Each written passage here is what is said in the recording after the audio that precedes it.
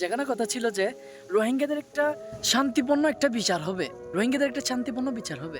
সেখানে যদি সে বলেন কোনো শান্তির যদি সে কোনো কিছু মেনশন করা না থাকে, কোনো একটা শান্তির কোনো কিছু বলা না থাকে, তাহলে সেখানে কেন রোহিঙ্গা ফেরত যাবে? আমাদেরও একটা রাইটস আছে, ওইটা আপনাদের আগে ফার্স্ট ফলো করতে হবে। আমাদের দাবি দাবা কি? এদের পিছনে যদি সে আপনার দাবি দাবাটা ফলো না করে, দাবি দাবাটা আপনারা ফলো না করে, তাহলে যদি সে আপনারা নিজেরা নিজে ডিসাইড করলে তো এটা তো হবে না। এটা তো শুধু আপনাদেরটাই দেখাইছেন যে আমরা চাইলে রোহিঙ্গাদেরকে বাংলাদেশ থেকে বিদায় করে দিতে পারি। এ পর্যন্ত আমরা কখনো একটা রোহিঙ্গাও বাংলাদেশের কাছ থেকে এরকম কিছু আশা করি না যে যেখানে আমাদের রোহিঙ্গাকে অন্যায় বিচার করা হবে। এপ্রিলের 4 তারিখে যেটা থাইল্যান্ডের মধ্যে আমাদের আমাদের প্রফেসর ডাক্তার ইউনূস স্যার পর্যন্ত একসাথে অনেক মায়ানমারের উপদেষ্টার সাথে দেখা হয়েছিল, বৈঠক হয়েছিল, যেখানে নাকি বলা হয়েছিল যে কিছু রোহিঙ্গা রিপাট্রিয়েশন করবে। যে রিপাট্রিয়েশনের মধ্যে কোনো রোহিঙ্গার একটা রাইটস নাই। রোহিঙ্গা যেটা রাইটস আছে এরকম কোনো রাইটস ভাবে কিছু লেখা নাই। ভাই এটা তো আপনাদের বুঝতে হবে নাকি? এটা তো আপনাদেরই বুঝতে হবে রোহিঙ্গা কি চাচ্ছে, রোহিঙ্গাদের দাবি দাবা কি, রোহিঙ্গাদের দাবি দাবা কি। আসসালামু আলাইকুম, আমি মোহাম্মদ সাদ আজিজ।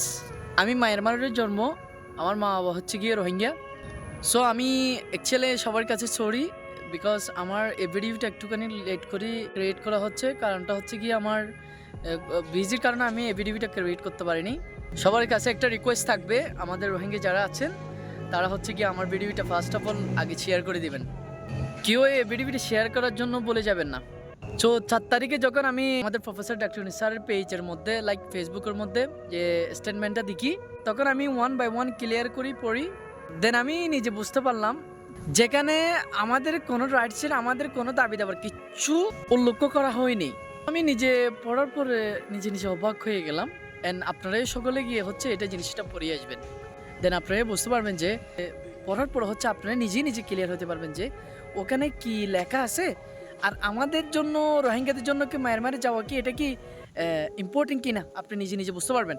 বাংলাদেশ একটা প্রিপারেশন নিয়েছে যে 70,000 মানুষকে রিপাট্রিয়েশন করা হবে। ঠিক আছে, বুঝলাম, কিন্তু 70,000 মানুষের তো একটা সিকিউরিটি থাকতে হবে। 70,000 মানুষের পিছনে একটা সিকিউরিটি থাকতে হবে না?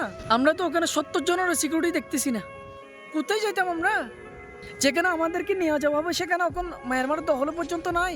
আমরা রোহিঙ্গা যারা আছি তারা বাংলাদেশকে একটাই জিনিস বলতে চাইবো যে এখান থেকে প্লিজ আমাদেরকে যদি সে কোনো রিপাট্রিয়েশন করা হয়, আসেন আপনারা, আমাদের রাইটস কি এটা একটু জানেন, তারপর আমাদেরকে রিপাট্রিয়েশন করেন।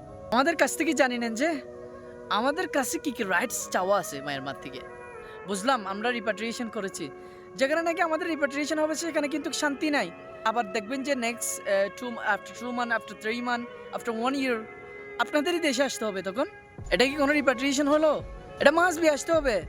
তখন দেখবেন যে 70,000 গেছে বাংলাদেশ থেকে, আচ্ছা আফটার 2 ইয়ার, আফটার 3 ইয়ার দেখবেন যে ওরা বাংলাদেশে ব্যাক করছে হচ্ছে 1,40,000 মানুষ। তখন আপনি কি করবেন? যে কোনো একটা কাজ করতে গিয়ে মায়ানমারের সাথে খুব স্ট্রংলি কাজ করতে হবে। কারণ মায়ানমার যে তো বলে, যেখানে যে সেখানে বলে, কোনো একটা জিনিস বলে, কিন্তু করার সময় কখনো পাওয়া যায় না। তো এই জন্য মায়ানমারের সাথে যদি আপনাদের কিছু করতে হয়, আমাদের কিছু দাবি দাবা আছে, যেখানে নাকি আমরা একবার যদি রিপাট্রিয়েশন হলে যেন আমাদের নেক্সট টাইম বাংলাদেশে আসতে না হয়। আর আশা করি না যে আমাদের একবার যাওয়ার পর আবার নেক্সট টাইম আবার আসতে হবে, আমরা এটি চাই না। এই জন্য আমি যারা এই কাজের মধ্যে জয়েন আছেন, আসেন আমাদের সাথে একসাথে বসেন, আমাদের কিছু দাবি দাবা আছে এটা মেনে নেন। আমরা চাই না যে বাংলাদেশে এরকম একটা মায়ানমারের পরিস্থিতির শিকার হয়ে আবার আসি। এই জন্য হোমবেলি রিকোয়েস্ট সবার কাছে যারা এই কাজের মধ্যে জড়িত আছেন, রোহিঙ্গাদেরকে রিপাট্রিয়েশন করার জন্য আপনারা যারা কাজের মধ্যে জড়িত আছেন, সকলের কাছে অনুরোধ করি বলবো, বুঝেন আমাদের কি দাবি দাবা আছে। যেটুকুন পর্যন্ত আমাদের দাবি দাবাটা নেওয়া হয় না, আমাদের দাবিটা না মানা পর্যন্ত আমরা কোনোদিন রিপাট্রিয়েশন করব না, আমরা মায়ানমারে ব্যাক করব না। যদিও আপনারা যদি সেখানে যদি আমাদের পানিশমেন্ট দেওয়ার পরিকল্পনা থাকে তাহলেই দিতে পারেন, আমাদের কোনো নোটস নাই, যেখানে নাকি আমাদের কোনো চিন্তা নাই। কেননা আমাদের দেশের মানুষ অনেক মরেছে, কাফেরের হাতে ও মুসলিমদের হাতে অনেক মরছে, আর মরতে চাই না আমরা, আর জান দিতে চাই না। তার চেয়ে বাটার মনে করি যে আমরা আপনাদের যদি হাতে যদি আমাদের মত হয় তাহলে আমাদেরকে খুন করাফি করা হয়, আমার মত হয় তাহলে ইসলামের হাতে হোক, আমরা জনজহলে পাবো, আমাকে একটা ইসলাম কবরস্থানে কবর দেওয়া হবে, তার চেয়ে ভালো হবে আমাদের। দেখবেন যে ফলস্তিন অবস্থা কিরকম, ফলস্তিনের অবস্থা বর্তমানে কিরকম। ঠিক আমাদেরকেও একদিন এরকম আসবে। এরকম পরিস্থিতির জন্য রেডি না। আমাদের মুসলমানদের জন্য মেহরবানি কিন্তু ইসরায়েলের থেকে খারাপ, ইসরায়েলের থেকে বহুত খারাপ। এটা আপনাদের মনে রাখতে হবে। দেখা হচ্ছে অন্য কোনো নিউ ভিডিওর মধ্যে। ততক্ষণ পর্যন্ত ভালো আর সুস্থ থাকেন। আসসালামু আলাইকুম সবাইকে।